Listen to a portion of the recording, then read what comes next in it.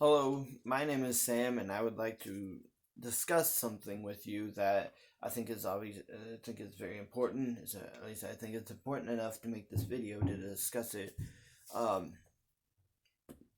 Talking about what the Bible says about wealth. Okay, so a lot of times when we talk about money or something like that, and we cross-reference it with the Bible, we automatically think of First Timothy chapter 6 verses 10.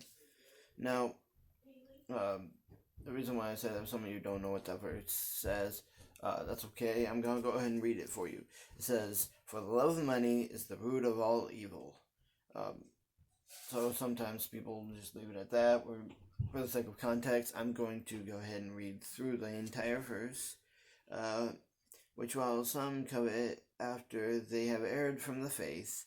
So covet is something that, like, okay, I'm wanting to that. I'm going to go out of my way to go get that thing. Now, this is okay. So we're gonna go. So some have covet after they have erred from the faith and pierced themselves through with many sorrows. So they love money. They're trying to get money.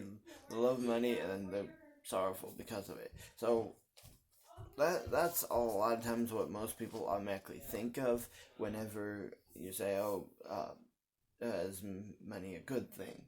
And when you cross-reference that with the Bible.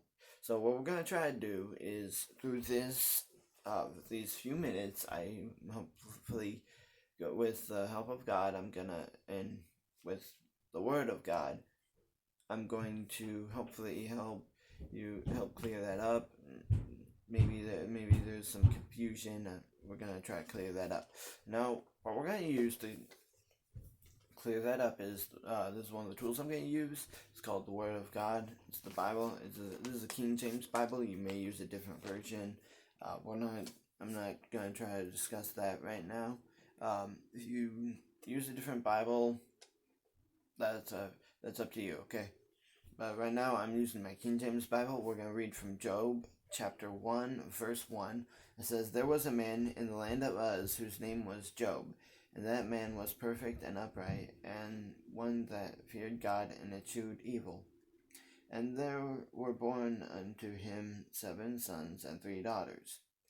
His substance was also his substance also was 7,000 sheep and 3,000 camels, and 500 yoke of oxen, and 500 she donkeys, and a very great household, so that this man was the greatest of all the men of the east." So I want those always. If you say that this man loved money, that doesn't really make sense, because here in verse 1, towards the end of verse 1, actually, it says, "And one that feared, that he's a man that feared God, and he hated evil." Now, according to First Timothy chapter 6, verse 10, it says, "Love of money is the root of all evil." Now here, I want to point out something, that it doesn't say that Job loved money. It says that he was wealthy. It says, this guy was the wealthiest man in his region of the world, in the East, okay? There was no, maybe there was I'm sure there's other people that were wealthy, but compared to Job, like, there's nobody like Job. Like, if if you're trying to to raise money for your charitable whatever, for charity, you go to Job. You go talk to Job. You go hit him up for money. Okay, he was a wealthy individual.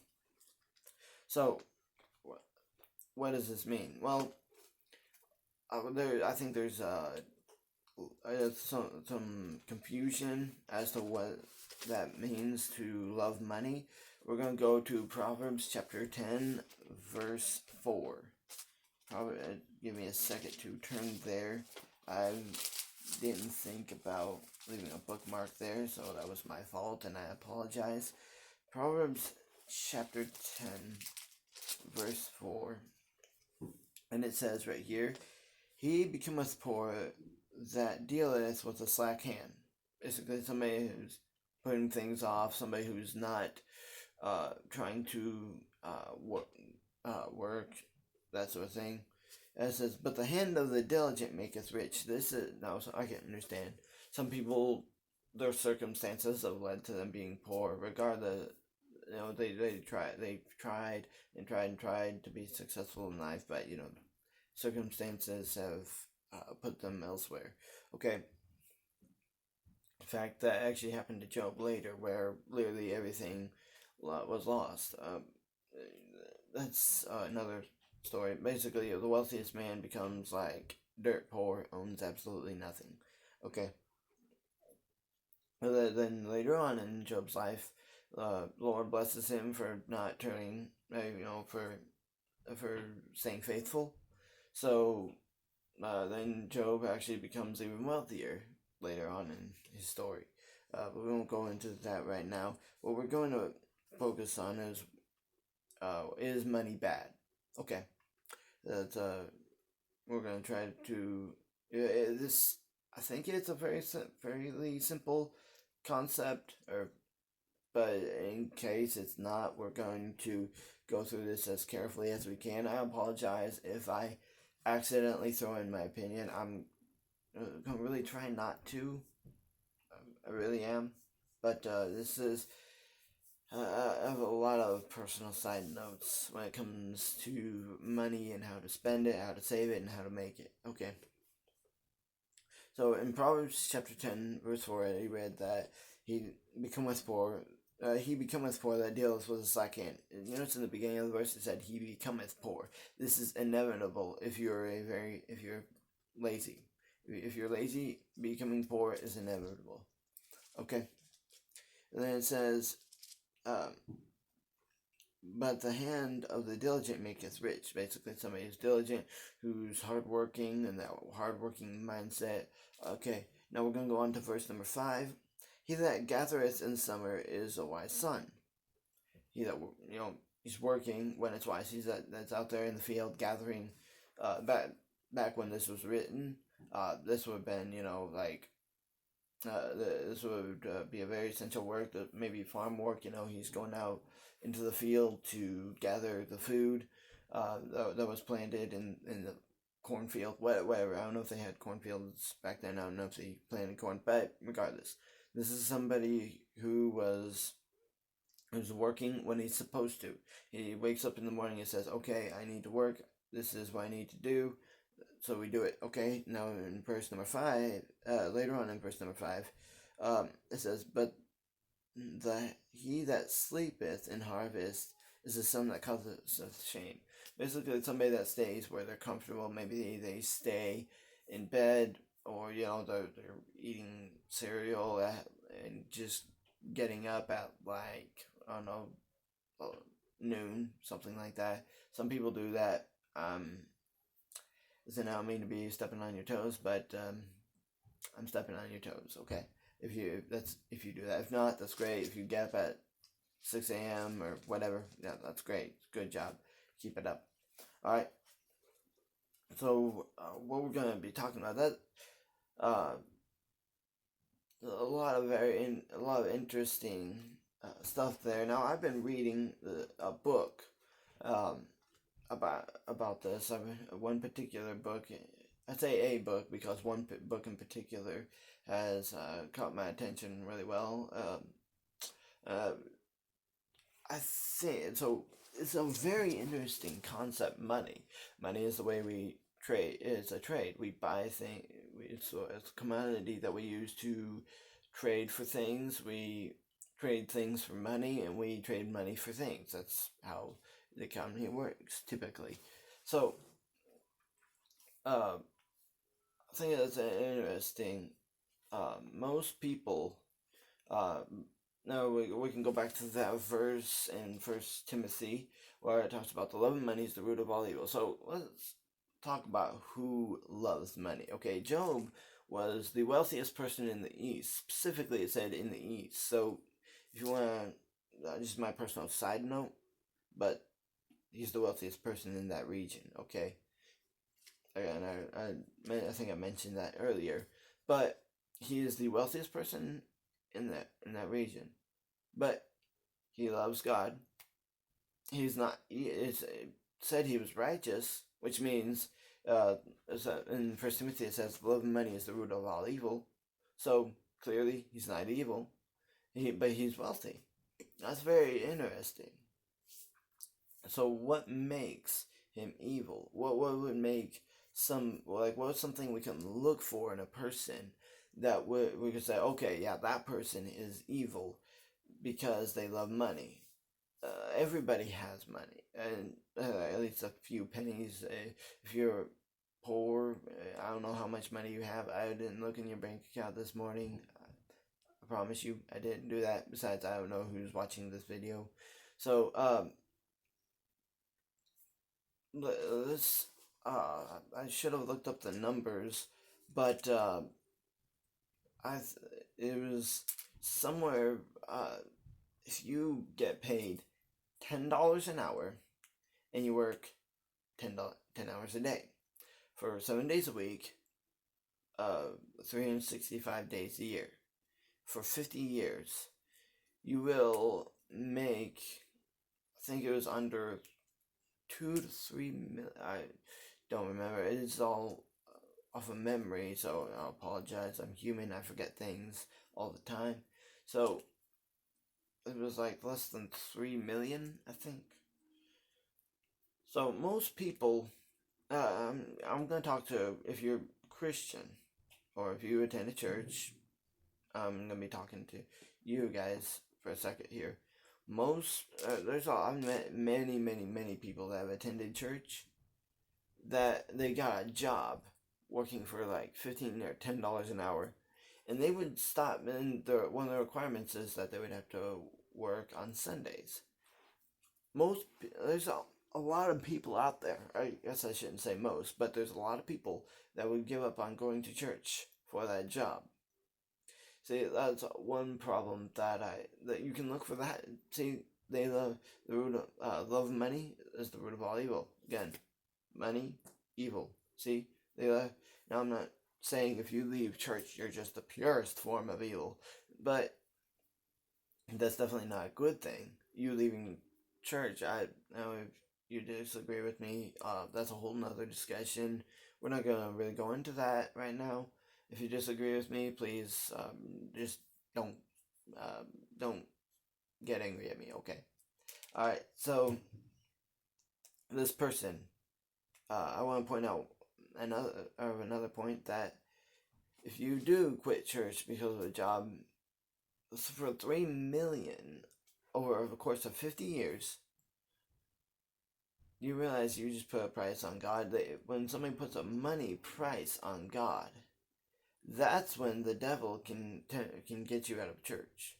That's when you start leaving church. When you put a money price on how much or how important church is to you. I've seen that with many people that have cared about, and they left church, and then usually after they get a job or something like that, because they put a money price on how much God is to them, or how much He means to them. So, Job clearly wasn't like that. Now, I believe there are some biblical principles to how we handle our money. And I'm not okay if I step on your toes.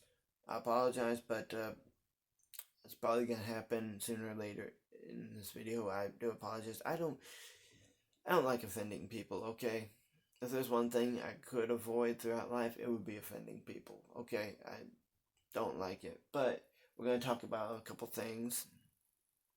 So I have this guy that I talked to about. I'm not gonna mention his name at this moment.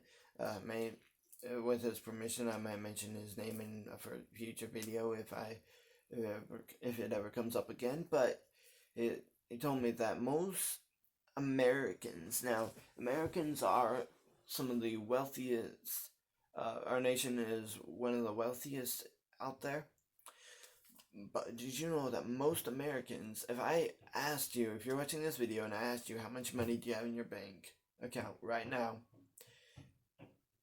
most Americans have less than $500 in their bank account. If they had a car breakdown or some tragic accident happened, and it cost them $500, most Americans would not be able to pay for $500. A $500 emergency.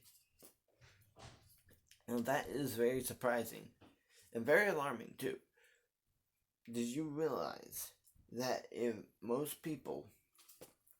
if you were to save, or not most people, I mean every person out there, if you saved $3 a day, this is where where a lot of people need to learn the value of the dollar, because if you save $3 a day by the end of 1 year, now this tells me that most people aren't very responsible with their money, because by the end of 1 year, saving $3 a day, you would have $1,000 in your bank account. 365 days times 3 equals just barely over 1,000, okay? Which is twice that $500 emergency thing that I just mentioned a while ago. Now, that I see as a huge problem. Because I was looking up what most, things to, like, business ideas and stuff for a recession type era. And the results were rather surprising. But, I don't know, let's see if you can guess why they were so surprising. But they said, essential stuff like restaurants, companies that make food, things like that, stuff that make, and also hospitals, because the economy is bad, people are still going to be getting sick. Again, with the food thing, you can look at trying to make investments or whatever in food, because food is essential no matter how bad the economy, people still need to eat. So, we're going to look at this a little bit more. But the things that thrive the most, okay, this was a big one for me, and a little hard to swallow. The things that thrive the most are cosmetics, sodas, and movie theaters. They say the reason being because in a recession type era where money isn't everywhere, where money is kind of tight, people will actually spend money trying to get their mind off of where they are. That's where people are running from the problems instead of facing them.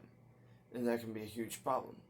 You see, even though money's tight, people are still spending it on the things that they don't need. You realize that most of you today have probably had a bag of chips, or a chocolate bar that you picked up from the gas station, or a pack of gum, or even just a soda or Gatorade, something like that. Do you realize that if you that soda and that bag of chips that you bought today, do you realize that if you hadn't bought those by the end of this year, if you saved those three, supposing that they cost $1.50 a piece, if you, instead of buying that, just save that money, just save it every day, by the end of the year you'll have $1,000. And let me put it in other terms.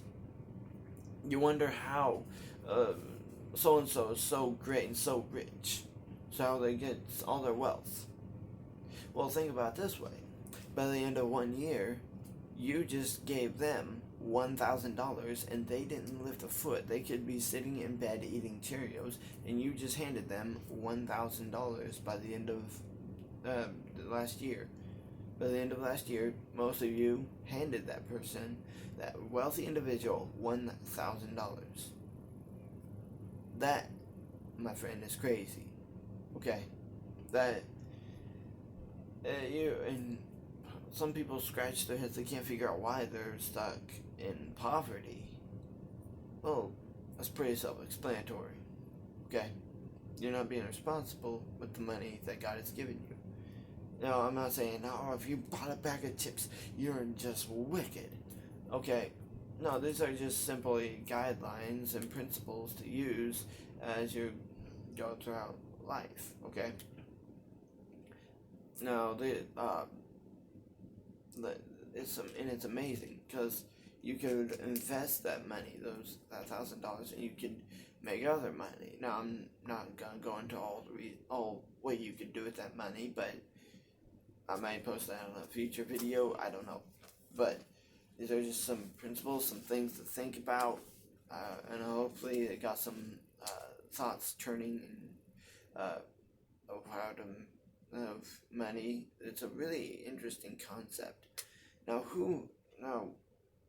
I want you to think about that verse, 1 Timothy chapter 6, verse 10.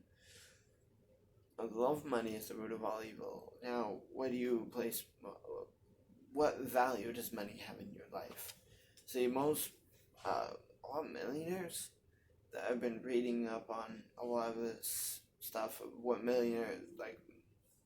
their advice is on money, how they view money, what does money mean to them. A lot of them, it's just a tool.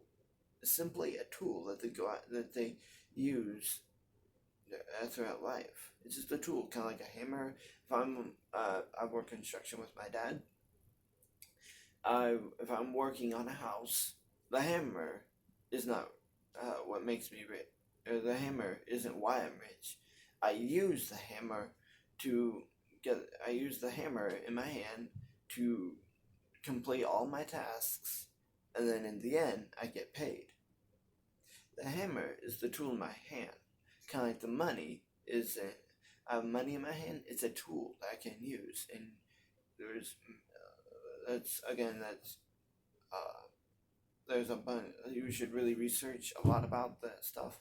About you listen to a lot of millionaires. They have a lot of sound advice. Some of them not so good. You should pick through them. Sometimes there's some bad advice out there, but you should learn how to be responsible with the money that God has given you. I highly recommend that. It's a good idea, good principle, and I think that'll be it for this video.